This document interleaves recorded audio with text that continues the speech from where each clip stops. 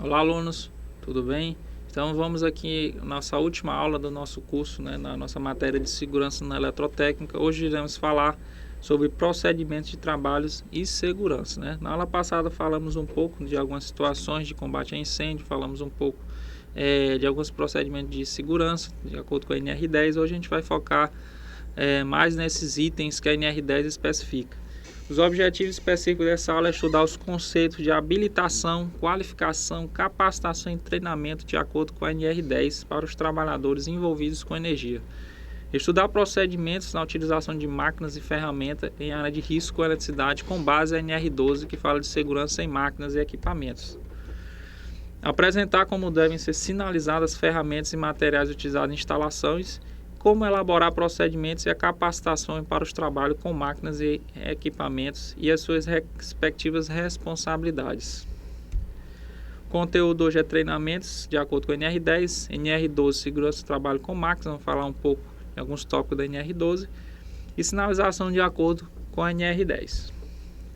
Então vamos iniciar falando sobre trabalhador qualificado. Quem são esses trabalhadores? Então, de acordo com a NR10, trabalhador qualificado é aquele profissional que comprova a conclusão de curso específico na área elétrica, reconhecido pelo sistema oficial de ensino. Seria um engenheiro eletricista, um técnico em eletrotécnica, que tenha estudado em alguma instituição de ensino reconhecida pelo MEC, no caso. Habilitação profissional de acordo com a NR10. Então, esse profissional habilitado é aquele que está autorizado legalmente para o exercício da profissão. No slide vocês podem dar uma olhada, temos uma carteirinha do conselho, no caso do CREA, que seria para o engenheiro eletricista. Então, esse seria um profissional habilitado para a atividade, no caso de energia elétrica. Trabalhador capacitado. De acordo com a NR10, ela estabelece algumas condições para esse trabalhador se tornar capacitado. Então, essa capacitação só pode quando ocorre sob orientação e responsabilidade de profissional habilitado e autorizado, ou então que trabalhe sob a responsabilidade desse profissional habilitado e autorizado. Então, esse trabalhador capacitado ele tem que passar por um treinamento, que a NR10 estipula um treinamento de 40 horas, que o trabalhador assim vai se tornar capacitado. Um detalhe desse trabalhador é que essa capacitação só vai ter validade para a empresa que o capacitou nas condições estabelecidas pelo profissional habilitado e autorizado para a capacitação. Então, se ele mudar de empresa, então ele vai ter que receber o treinamento NR10. Então, a capacitação só vai ter validade para a empresa que o treinou. Isso fica bem claro. O treinamento em segurança do trabalho, ele para trazer, na teoria, essa melhoria da performance do colaborador quanto à prática funcional segura. Então, a importância do treinamento é que toque o trabalhador, que ele se preocupe em fazer sua atividade de forma correta e segura, justamente para que não cause alguma situação que ponha a vida dele em risco. Então, a finalidade do treinamento é essa, melhorar sua performance laboral, tanto para o trabalhador como para o seu entorno, para os trabalhadores que trabalhem junto a esse tipo de atividade. Colaborador autorizado, de acordo com a NR10, se estabelecem duas condições. O trabalhador tem que ser qualificado ou capacitado, ou então tem que ser um profissional habilitado. Então, isso tem que ter uma anuência formal documentada da empresa. A empresa tem que ter um documento que liste os colaboradores que são autorizados para esse tipo de atividade. Isso é bem importante, esse documento comprovando esse tipo de trabalhadores. O treinamento NR10 tem algumas particularidades, A reciclagem dele tem que ser bienal, no caso, há 2 anos. Cada 2 anos tem que ter essa reciclagem nesse treinamento de NR10. Na troca de função, se ele trocar de função, o treinamento NR10 tem que ser feito. Na mudança de empresa, como eu já falei, se ele mudar de uma empresa para outra, o treinamento tem que ser feito na NR10. E no caso de retorno ao trabalho por período superior a 3 meses. No caso, se ele afasta por um acidente de trabalho, uma licença-prêmio, alguma coisa que ele lhe faça de ter esse afastamento por mais de 3 meses, na sua volta ele vai ter que receber novamente o treinamento em NR10. Ou quando ocorrer modificações significativas nas instalações elétricas, ou em troca de métodos, processos e organização do trabalho, né? Se houver alguma troca no processo, no tipo de atividade, em alguma organização dessa atividade, que envolva diferentes métodos de trabalho, que envolva situações a mais de risco, o colaborador tem que ser treinado para conhecer essas novas particularidades da função. Então as condições, como eu já mostrei, são essas. O profissional tem que ser qualificado, habilitado, né? Aí ele vai estar autorizado. Ou então a pessoa capacitada recebe o treinamento em segurança, na NR10, ele se torna um profissional autorizado. NR12, né, que fala de máquinas e equipamentos. Então as máquinas vão vão se mover, né, através de uma energia, né, vai precisar de um conteúdo energético. Então a máquina e equipamento vai estar composto desse perigo que é a eletricidade. Então temos que conhecer um pouco sobre ela também. Prevenção de acidentes, né, o objetivo dela, e doenças do trabalho nas fases de projeto e de utilização de máquinas e equipamentos de todos os tipos, em área de risco elétrico. Então a NR12 envolve a questão de máquinas e equipamento e tem-se o perigo do risco elétrico.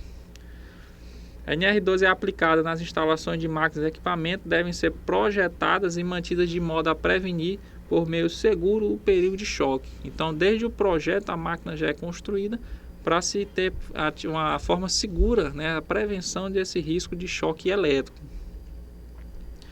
Ou também perigo de incêndio, explosões, como a gente já viu desde a aula passada, né, também.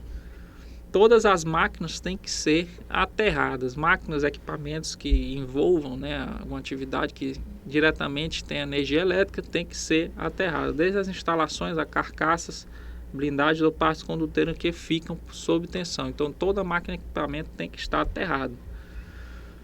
Blindagem, vedação, isolamento e aterramento. As máquinas e equipamentos em contato com água ou agentes corrosivos têm que ter essa blindagem, esse isolamento e aterramento também. Condutores de alimentação elétrica têm que estar em conformidade com os requisitos mínimos de segurança. De acordo com a NR10 e de acordo com a NR12, as conduções de alimentação elétrica têm que estar compostas pelos requisitos mínimos, né? A norma fala de requisitos mínimos para que se garanta a atividade de forma segura.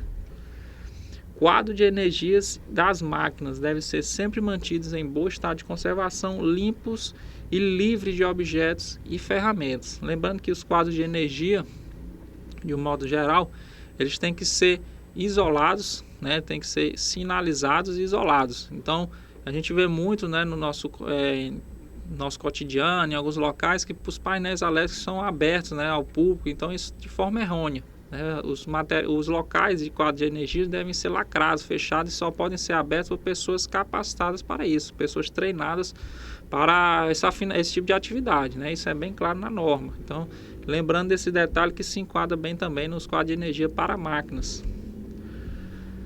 Proteção conforme a demanda, né? Então, a máquina tem que ter algumas proteções que a NR12 pede, tanto a proteção para os agentes mecânicos, né, com a proteção de esmagamento, de corte, também com a proteção contra risco de choque elétrico. Então a máquina é provida de vários materiais, de várias proteções que vá prevenir alguma situação de risco, né? Então a máquina, qual o perigo da máquina? A máquina são um conjunto de peças, né, que o risco dela é a movimentação dessas peças. Então essas peças são o local de perigo para o trabalhador. Então essas peças têm que estar isoladas, fechadas, tem que ter uma proteção que impeça que o trabalhador venha a se machucar. Da mesma forma, contra a questão do risco elétrico, né? Tem que ter uma proteção contra sobrecorrente, surto de tensão, falta de fase, entre outros. Modos de comandos. Devem possuir seletor que atenda a todos os requisitos de segurança. Então as máquinas têm comandos de acionamento, de parada, então devem possuir esses materiais, esses comandos, eles devem estar sinalizados, né? A pessoa que vai fazer o trabalho deve conhecer bem quais comandos são ideais e são necessários para a utilização dessa máquina, parada de emergência, viu? Então esses comandos são obrigatórios nas máquinas. Segurança no trabalho com máquinas e equipamentos em instalações elétricas, né?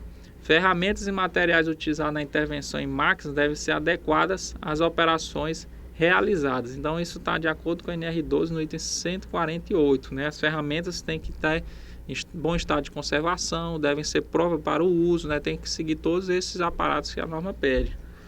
É proibido o porte de ferramentas manuais em bolso ou locais não apropriados. Isso aí está na norma também. Tiver muito, o funcionário vai fazer atividade, guarda o material, a ferramenta no bolso, né? Isso não está correto e nós devemos orientá-lo de acordo com a norma exige.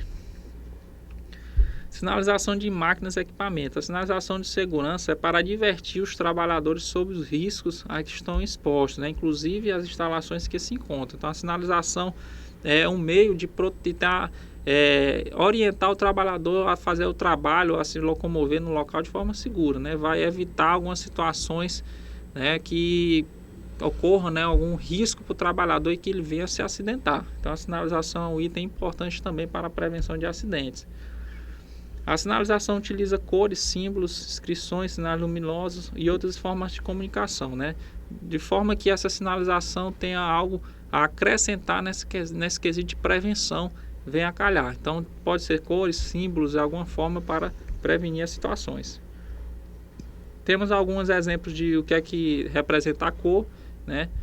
O vermelho, a parede de proteção e combate a incêndio, laranjas, alertas, partes móveis e perigosas de máquinas, a amarelo, atenção, acidentes de piso, avisos e letreiros, o verde representa a segurança, avisos, socorro de urgência, o azul, a cuidados, equipamentos fora de serviço, o preto, a coletora de resíduo, o branco, a área de armazenagem em torno de equipamento de emergência. São algumas cores e a representação deles na nossa área de segurança. Um exemplo de uma imagem, né, de uma sinalização, perigo de risco de choque elétrico, arcos elétricos somente profissionais autorizados. Então, a gente viu hoje a importância, né, da sinalização, da prevenção na questão de trabalhos com máquinas. Conseguimos diferenciar um pouco, né, o que seria um trabalhador qualificado, capacitado, autorizado, né, para determinadas atividades. É importante que vocês consigam diferenciar, né, como a norma exige, né, para você efetuar melhor no seu dia a dia. Espero que tenham gostado das nossas aulas, do nosso dia a dia. Estudem, né, aproveitem bem esse curso, é um curso maravilhoso que está em ascensão, né. Deixo minhas estimas a vocês, estou à disposição para qualquer dúvida, viu? O trabalho engrandece o homem, a segurança engrandece a vida. Obrigado e até uma próxima.